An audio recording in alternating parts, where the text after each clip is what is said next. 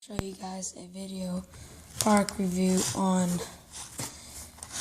my Swiss Army Rescue Tool Knife.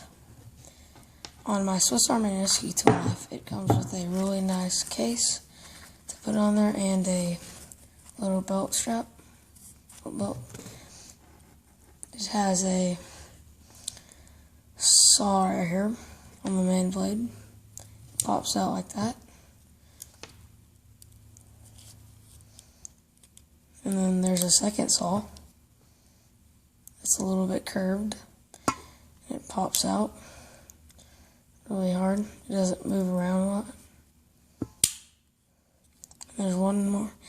And there's a screwdriver. And a little glass breaker. I just want to do a product review on this. If you guys haven't seen my EDC bug out bag, I've included this in there. And so thanks for watching. Bye.